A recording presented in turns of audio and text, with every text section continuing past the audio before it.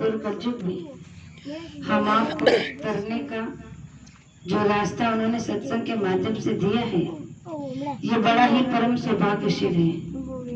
वरना आज का मानव चाहकर भी परमार्थ नहीं कर सकता। अगर सत्संग का जरिया नहीं होता, सत्संग का माध्यम नहीं होता, तो हम आप परमार्थ कर ही नहीं सकते थे।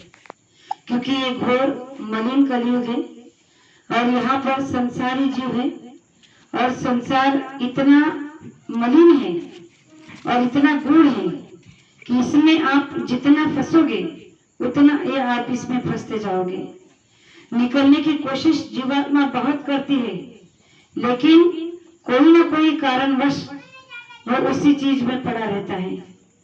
इसीलिए गुरु महाराज ने कहा कि संसार का जो भवसागर है, इस भवसागर से निकलना बहुत ही मुश्किल है। लेकिन अगर आपको पहुंचे हुए संत महात्मा मिल जाते हैं, संत सदगुरु मिल जाते हैं और उनके सानिध्य में रहकर अगर आप ध्यान भजन सुमिरन कर उनके दिए हुए रास्ते पर चलकर सत्संग के वचनों को सुनकर अगर अपनी जीवात्मा को जगाना चाहते हो तो जगा सकते हो। लेकिन इसके लिए आपको गुरुमुख बनना पड़ेगा। गुरुमुख शिष्य बनने के लिए बहुत कठोर परिश्रम करना पड़ता है। तब जाकर गुरु के प्रति जो प्रेम, जो श्रद्धा, जो विश्वास अटूट है वो गुरु को दिखाई देने लगती है। हमारे आप को दिखाने की जरूरत नहीं, गुरु को दिखनी चाहिए कि उनके प्रति उनके शिष्य के दिल में कितना प्रेम, कितना विश्वास, कितनी श्रद्धा है। तो इस पर एक छोटा सा प्रमाण देना चाहती हूँ कि एक बार एक फरीद साहब पढ़कर जो औलिया थे मुस्लिम, उनका एक शिष्य था, मुरीद था। वो बड़ा ही गुरु निष्ठा था, उस पर गुरु पर उसकी बड़ी निष्ठा थी, गुरु पर उसका बहुत प्रेम था और वो अपने फकीर, अपने औलिया के आदेश का पालन ही करता रहता था। और हर समय उनसे एक ही दरखास्त विनती रहते थे कि आप मुझे अपनी सेवा में रखा करो, जितना भी हो सके बस आप मुझे सेवा देते रहो और मैं सेवा करते रहूं, यही मेरा धर्म मैंने मान लिया, बना लिया है, तो आप मुझ पर ये कृपा करते रहना। तो लेकिन वो जो उनका सेवक का जो शिष्य था, वो जब घर से निकलकर अपने औलिया के पास जाता था उनके वचनों को सुनने के लिए, सेवा करने के लिए, तो उसका जो रास्ता था वो बाजार से होकर जाता था। और बाजार में एक वेश्या का घर था, मकान था, और वो वेश्या उसे आते जाते बहुत छेड़ती थी। लेकिन ये बड़ा ही विवेकी और परम भक्त था अपने गुरु का, तो वो उस वेश्या को अनदेखा कर देता था, उसकी परेशानियों को झेलता था और रोज वहां से गुजर जाता था। जब आता था तब भी वो छेड़ती थी, जब जाता था तब भी वो छेड़ती थी। उसके इस बर्ताव से वो बहुत परेशान हो जाता था और अंतर में केवल अपने गुरु से, अपने औलिया से ये विनती करता था कि मुझे इससे बचाते रहो और मुझ पर दया करते रहो। एक दिन ऐसा हुआ कि उनके गुरुजी ने उस शिष्य से कहा कि देखो आग बुझ गई है, क्योंकि उस समय में दिया सलाई का जमाना था, यानी कि लोग आग को दबा कर रखते थे और उस आग की चिंगारी को जब आग की जरूरत पड़ती थी तो कहीं से भी दबा हुए राख से चिंगारियां जलाकर फिर आग पैदा की जाती थी। तो उनके गुरुजी ने कहा कि देखो अब आग आज बुझ गई है, आश्रम में आग नहीं है, जाकर के कहीं से आग लेकर आओ। अब आदेश मिला, निकल पड़ा आग लेने। अब हर घर मोहल्ले में जा रहा है, सबसे पूछ रहा है, लेकिन किसी के घर में उस दिन आग थी ही नहीं। अब बाजार से जब जा रहा था तो उसने देखा कि वही वेश्या हुक्का पी रही थी। अब उसने देखा कि मेरा कैसा नसीब है, कैसा दुर्भाग्य है, इतने गांव में घूमने के बाद किसी के घर में आग नहीं मिली, और एक ये है कि ये हुक्का पी रही है, इसके पास में आग है, लेकिन चाहिए मेरे गुरु को, अब जाना तो इसके पास पड़ेगा ही। तो जैसे उसके मकान पर चढ़ा तो वो बड़े हंसने लगी, कहने लगे कि तुम तो बड़े मुझसे रास्ता चुरा कर भागते थे, आज कैसे आ गए? तो उसने कहा कि आज मेरे गुरुजी ने मुझे किस चीज से, किस काम से भेजा है, तो उसने कहा कि क्या काम है? तो उसने कहा कि माता जी, क्या मुझे थोड़ी सी आपके घर में से आग मिलेगी? उसने किन शब्दों का प्रयोग किया? कहा कि माता जी, क्या मुझे थोड़ी सी आपके घर से आग मिलेगी? मेरे गुरुजी को आग की जरूरत है। तो वो हंसी मजाक में, अब उसे क्या संत मत, उसे क्या पता, गुरु के प्रति प्रीत उसे क्या पता। उसने बड़ी हंसी मजाक की टोली में वो शिष्य से कहा कि आग दूंगी, लेकिन एक शर्त पर। उसने कहा कि तुम्हारी हर शर्त मंजूर है। तो कहा कि तुम्हारी एक आंख निकाल कर दो, तब मैं तुम्हें आग दूंगी। अब इसने आग देखा न पाओ, अपनी उंगली अपने आंखों में डालकर झट से एक आग को निकालकर उसके हाथ में रख दिया और पट्टी बांधकर आग पर कहा कि अब जल्दी से माताजी मुझे आग दे दीजिए। अब उस आग को लेकर जब गुरुद्वारा में पहुंचा तो औलिया जी बैठे थे। उन्होंने कहा कि अरे आग लेकर आए? उसने कहा कि हाँ लेकर आया। फिर कहने लगे कि आंखों पर पट्टी कैसे? यहाँ से तो गया तब अच्छा था, अब आते वक्त आंखों पर पट्टी कैसे? तो उसने कहा कि कुछ नहीं, मेरी आंख आई है इसलिए मैंने पट्टी को बांध दिया है, दर्द होता है खुला छोड़ने से। तो उन्होंने कहा कि अच्छा, अगर आंख आई है तो उसे बांध कर क्यों रखा है?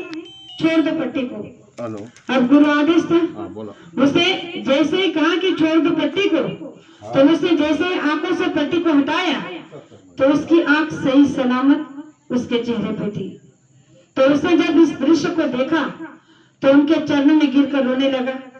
उन्होंने पूछा कि अरे क्यों रो रहे हैं, क्या हो गया? उसने कहा कि आप जानकर भी कितने अनजान बने बैठे हो।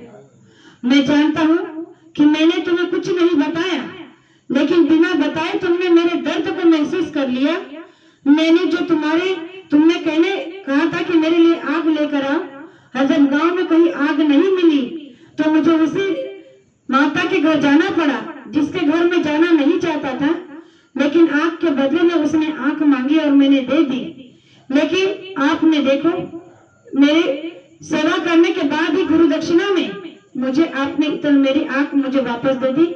तो ऐसे गुरु अगर संसार में हमारे जैसे परम अगर शिष्यों को मिलेंगे, ऐसे परम भक्त अगर हम आपके चरणों में रहेंगे तो हो सकता है कि हमारी भक्ति भी दृढ़ बन जाएगी।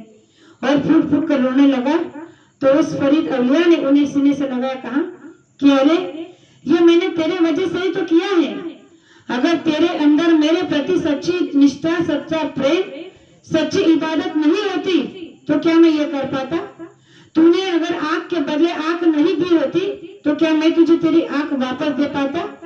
ये तो विधि का विधान है, ये तो कर्म प्रधान देश है। यहाँ तुम जैसे कर्म करोगे वैसे तुम्हें फल मिलेगा। अब तुमने अच्छा कर्म किया, उसका अच्छा फल मिला। तो गुरु महाराज ने कहा कि गुरु के प्रति आप अगर इतना सच्चा और अच्छी निष्ठा रखोगे तो गुरु जीवन में आपको कभी निराश नहीं कर सकेंगे। और ये हम यहाँ पर बैठे सभी प्रेमी अनुभव कर चुके हैं। संसार में छोटी बड़ी मुसीबत संकट आती है तो हमने गुरु महाराज से जैसे विनती की है, तो उस विनती से गुरु महाराज से स्वीकार कर हमें उस मुश्किल से, उस संकट से बिल्कुल आसानी से आसान किया है। तो गुरु महाराज कहते हैं कि गुरु को जीतना इतना मुश्किल भी नहीं और गुरु को जीतना इतना आसान भी नहीं।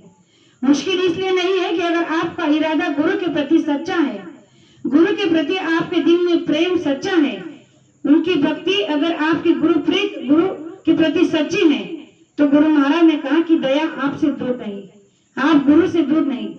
लेकिन अगर आपका प्रेम, आपकी भक्ति दिखावे की है, न आप गुरु के आदेश का पालन कर रहे हो, न आप गुरुमुख बन रहे हो, तो गुरु की दया आप पर कैसे होगी?